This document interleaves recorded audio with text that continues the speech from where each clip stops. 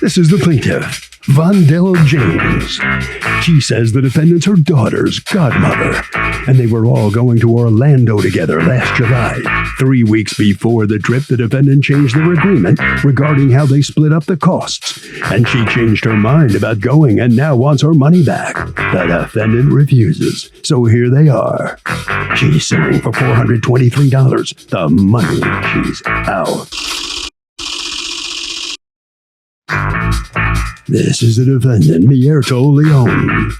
She says the plaintiff didn't have any money, so she put the charges on her credit card for her.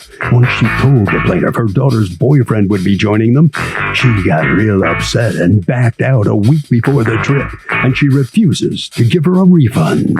She's accused of letting a goddaughter down. All parties, please raise your right hands. Welcome back to the People's Court. Next case on the docket. The plaintiff says the defendant, her daughter's godmother, is tearing the family apart because she won't ante up for a trip that was canceled. But the defendant says the plaintiff is the one who's acting childish because she backed out of the trip and owes the woman nothing. It's the case of letting a godmother down. Thank you, Doug. You're welcome. All right, Ms. James, you and Ms. Leon have known each other for how long? About 11 years. In fact, she is your daughter's godmother, and you are her son's godmother, correct? Yes. We have a term for that in Spanish. We call it comadres, co-mothers, when you're the godparents of each other's children. So what brings you to court to sue your comadre? Well, her sister had called, which her sister's son, his birthday is July 4th. My daughter's birthday is July 12th. So they decided, hey, let's just kill 3 birds with 1 stone. So we was going to go on a trip. Each family was going to go together with the kids, celebrate the 2 kids' birthday. So Mito, since she hasn't been on a family vacation in a while, she decided to bring all her kids, even her older kids who are 19. Okay. Where were you guys going to go? Orlando. So the trip was, we were supposed to go to Aquatica, SeaWorld, and swimming with the dolphins. So when we decided to... so from your family, it's you and your child and anybody else? Your dog? My dog. Because your dog your dog goes where you go? Yeah. Okay. And they knew that and they were fine with it? Mm-hmm. And then on the defendant's side, it would be her and how many kids? 5. Okay.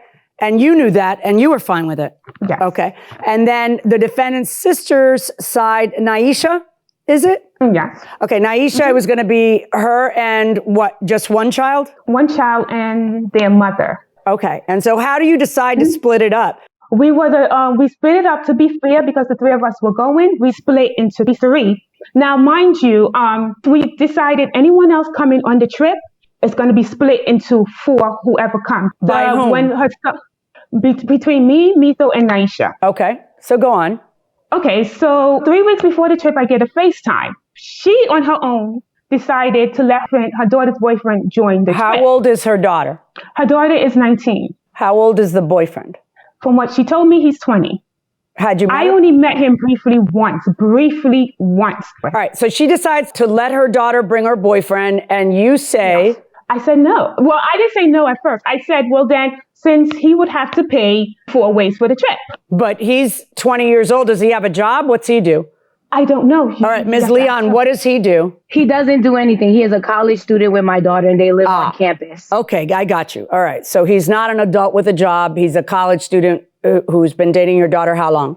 It's about to be less than a year. All right, so here's my question to you, Ms. Leon. Did it occur to you to ask Ms. James, hey, my daughter wants to bring her boyfriend. Are you okay with that? Or did you just inform her that the boyfriend was coming? No, that's not how it went. So we were on the phone and she heard Kayla in the background because Kayla was also in the room with me when we were having the conversation. And Kayla said, please, Mom, can Cosmo come, please? And I'm like, Kayla, I had told you before that I just wanted it to be just all of us.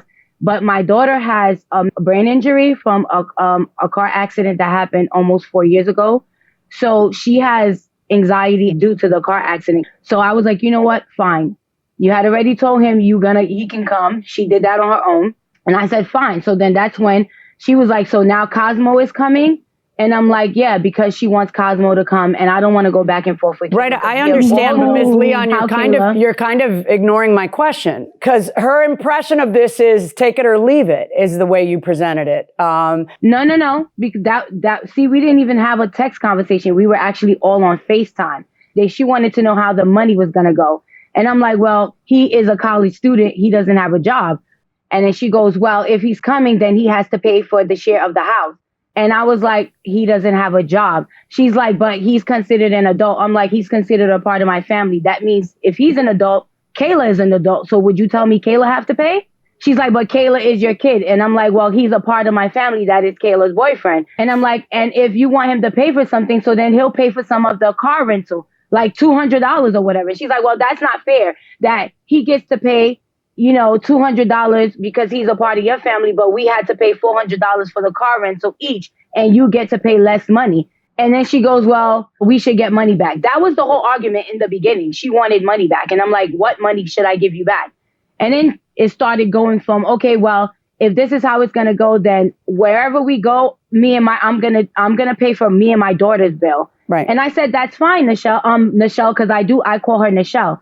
And she's like, well, okay, then that's fine. I'm like, that's fine, Nichelle. I'm never going to ask you to pay for me and my entire family, like to split a bill if you feel like you don't want to split a bill. I've been many places with her before, and I've never asked anyone to pay for me and my children, knowing that I have more kids than most of my friends. I've always held my own, and I explained that to her. And then she just kept going because she wanted money back.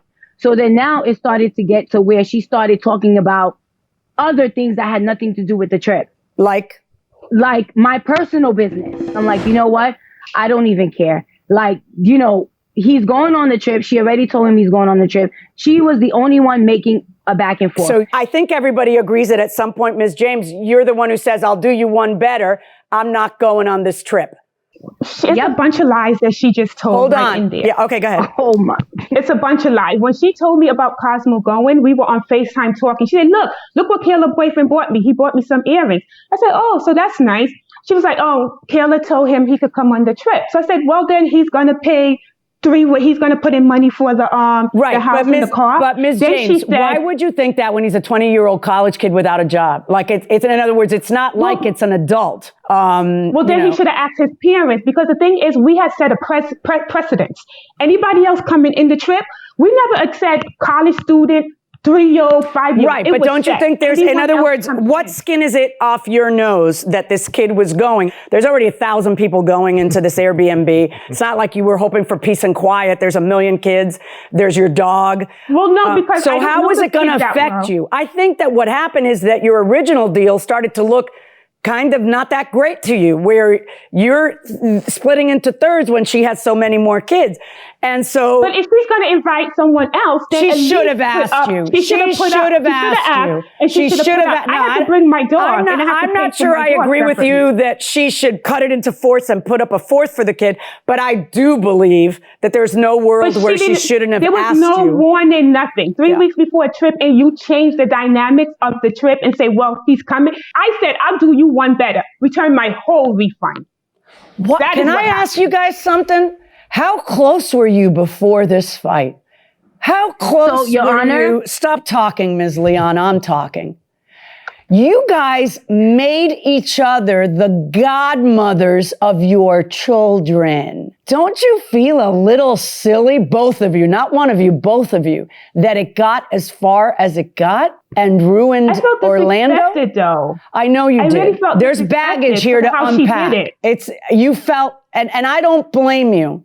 I really don't. I don't blame you for feeling disrespected, because I do think that when you have a trip planned, Ms. Leon, if you want to change an aspect of it, even if it's your daughter's bringing her boyfriend, that's something that you should run by everybody as opposed to just planning on your own. Having said that, though, Ms. James, it's not as though it was the three of you on a let's escape and have margaritas by the pool trip. It was really a raucous, Airbnb, dogs, kids, everything. So it wasn't going to change the dynamic that much. I really think that what bothered you the most about it was she's already only paying a third and she's bringing twice as many kids. So when she added another kid, that's the part that felt more disrespectful. Because It was, honestly, right, it was. I know. And, you say, Ms. Leon, with great fanfare, I've always paid my share. If I go out to dinner, I know I have more kids, so I pay more of the bill.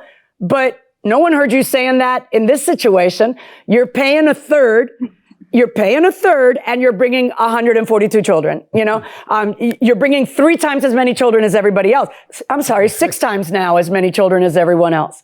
So do you understand, Ms. Leon? Do you understand where that might hurt her feelings when you make a decision like that and without saying, hey, listen, this is coming up.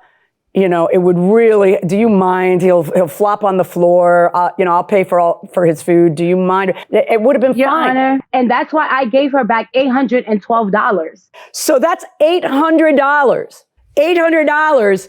I just want to point this out, that's $800 that came out of your pocket instead of what she was, in my estimation, unreasonably requesting, which is that the kid put a fourth more, or you put his part. Would have been a lot less than $800, right? Would have been a lot less than $800. And it's a college student, Miss James. It's a college student. You know darn well that he doesn't have a job and he's not going to pay what the adults are paying. But you are willing to let your child be deprived of this fun trip that your child was looking forward to just to make your point.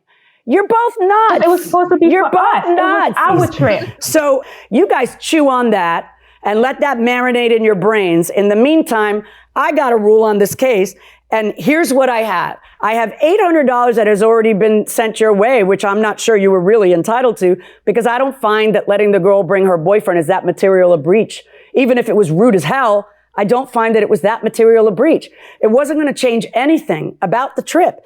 It would have just been one more kid to ignore while you guys were trying to have fun. So I do not find that she owes you the $423. So that's where we are. We're done, and my verdict in this case is for Ms. Leon.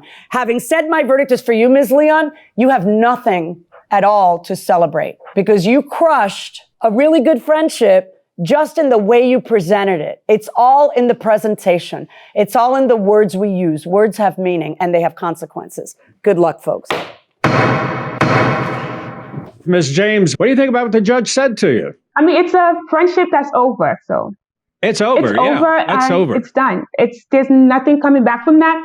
You already showed me what kind All of right. person you are and how you would treat my kid. Ms. Leon, let me ask you something.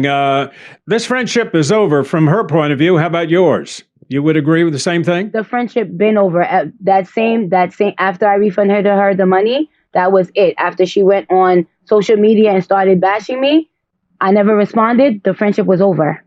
All right. Harvey? Doug, I think it's useful to talk just for a second about conditions to a deal. If there was a condition here about bringing a boyfriend or not bringing a boyfriend, that's one thing. But if there are no conditions stated, generally, that is not a defense to not returning the money. How many pairs of shoes do you own? Seriously? Yes. How many pairs of shoes do you own? Come on, fess up.